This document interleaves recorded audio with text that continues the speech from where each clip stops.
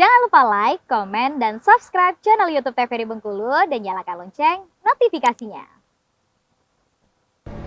Kita kembali lagi ke Opini, pemirsa.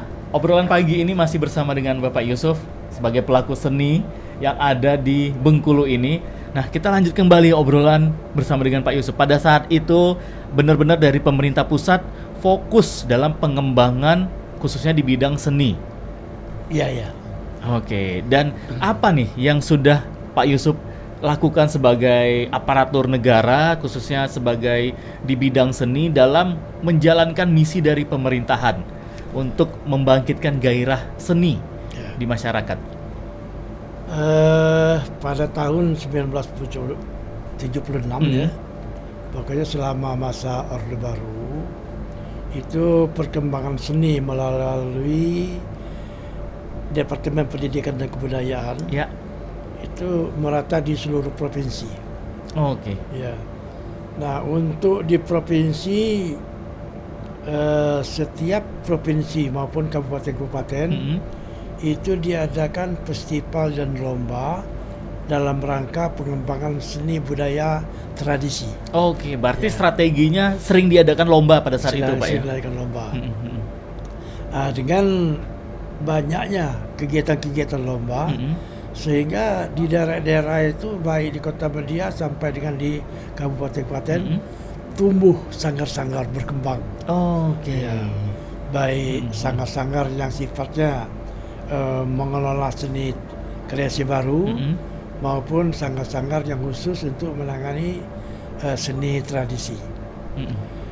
Nah, pada umumnya seni ini kan ada beberapa cabang. Ya. Seni tari, seni musik, seni teater, dan seni rupa. Oke. Jadi keempat cabang kesenian ini di setiap daerah itu di kabupaten seluruhnya berkembang. Berkembang semua karena juga dari pemerintah pusat sendiri pun juga fokus. Ya fokus ya. Karena pada waktu itu untuk festival tingkat nasional setiap tahun itu diadakan oleh pemerintah pusat lomba tari kreasi, kemudian lomba tari tradisi, kemudian juga lomba festival teater, dan juga lomba paduan suara, dan lomba seni rupa. Masing-masing daerah itu mengembangkan misalnya seni rupa, bentuk-bentuk seni rupa yang ada di daerah masing-masing. Oke. Ya, berkembang. Demikian juga seni tari dan seni musik, ya tumbuh dan berkembang baik seni tari dan seni musik tradisi maupun seni tari yang sudah dikreasikan, sudah sudah dikemas. Itu, ya. Oke, nah sepengalaman Pak Yusuf nih sebagai juga selaku pembina juga pada saat itu Pak ya, gimana nih untuk provinsi tercinta kita, Provinsi Bengkulu pada saat itu mengikuti lomba-lomba, bagaimana hasil prestasinya Pak? Masalah prestasi ya, pada waktu itu kena istilahnya itu festival di tingkat nasional ya, itu bukan diambil sebagai juara, 10 besar. Oh, 10 besar, 10 oke. besar ya. Nah, pada umumnya daerah-daerah yang jauh itu diprioritaskan untuk mendapatkan kategori masuk ke dalam 10 besar itu. Oke, sebagai bentuk apresiasi juga Pak ya. Betul, apresiasi terutama misalnya Papua itu diberikan kesempatan untuk 10 besar. Oke. Termasuk Bengkulu juga, ya kadang-kadang diberikan kesempatan, kadang-kadang itu hanya mengikuti kegiatannya saja. Ya. Jadi dengan adanya festival tingkat nasional, Pak, sebelum mengikuti tingkat nasional ada festival tingkat provinsi dulu. Oke, berarti itu festival tingkat provinsi ibaratnya menyaring dulu terlebih dahulu Pak ya, siapa nih yang akan kita bawa untuk ke nasional. Nasional ya. Untuk Bengkulu pada tahun pertama sampai dengan tahun keempat kita gilirkan. Misalnya tahun ini Kota Media diberangkatkan. Oh, secara bergantian berarti. Kemudian tahun depannya Bengkulu Utara misalnya. Kemudian selanjutnya Bengkulu Selatan dan Rejang Lebong secara bergantian. Oke. Supaya mereka ini dari 4 daerah tingkat 2 itu mendapat kesempatan. Nah, kemudian tahap selanjutnya berdasarkan hasil lomba tingkat provinsi. Siapa yang terbaik nanti inilah yang dikirim ke tingkat nasional. Oke. Jadi begitu sistemnya dulu ya. Oh, jadi memang setiap masing-masing daerah diberikan kesempatan terlebih dahulu untuk menunjukkan untuk dari seni budaya masing-masingnya, diperlombakan, lalu diseleksi di provinsi, baru berangkat untuk ke nasional. Ke tingkat nasional ya. Oke, berarti kalau pada saat zaman dulu Pak, seingatnya Pak Yusuf nih, bagaimana antusias dari masyarakat kita, khususnya dari anak-anak muda pada era zaman dulu? Untuk anak-anak muda ya, pada waktu mereka ini bergairah, karena mereka itu menginginkan supaya dia mendapat kesempatan untuk dapat ikut ke tingkat nasional. Oke. Ya. Jadi memang yang kita bawa untuk ke tingkat nasional itu ya kita seleksi dulu. Pertama masalah kemampuan bidang yang dimiliki. Yang kedua wataknya. Jadi bermacam-macam itu. Oke, jadi bukan hanya yang penting dia misalnya pintar nari, tapi juga harus dinilai dari wataknya, perilakunya.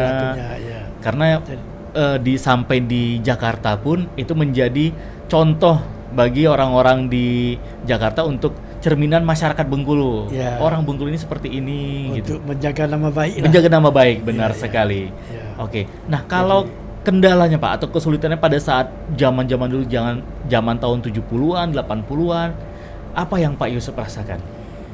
Yang kita rasakan kendala-kendalanya pada waktu itu masalah sarana dan prasarana. Oke. Ya. Misalnya sarana dan prasarana itu masalah peralatan musik yang kita butuhkan, kemudian tempat latihan, kemudian yang sangat berat kendala itu masalah pelatih. Oh, pelatih. Ya. Sangat masih sulit zaman Masih dulu sulit, Pak ya. ya.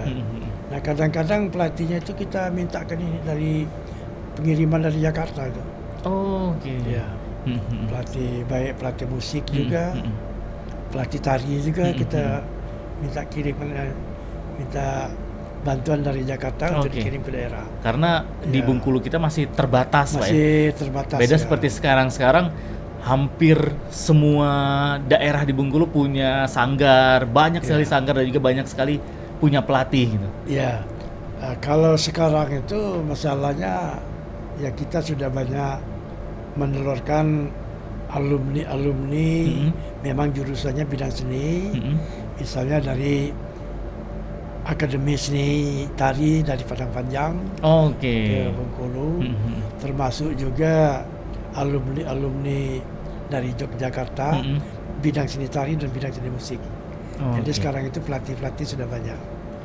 Nah, cuman kendalanya sekarang itu untuk mengembangkan seni kreasi yang berangkat dari seni tradisi. Nah, mereka ini untuk mencari bahan itu kesulitannya. Oke, untuk mencari bahan tari seperti apa lagi yang harus dibuat gitu Pak ya. Supaya jangan kehilangan karakternya.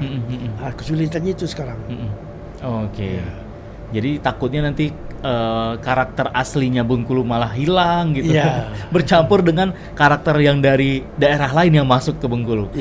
Oke. Nah, kalau untuk juga dari sisi masyarakat pada saat zaman dulu itu berarti memang benar-benar antusias Pak ya terhadap seni yang ada di Bengkulu itu, baik seni musik, seni tari.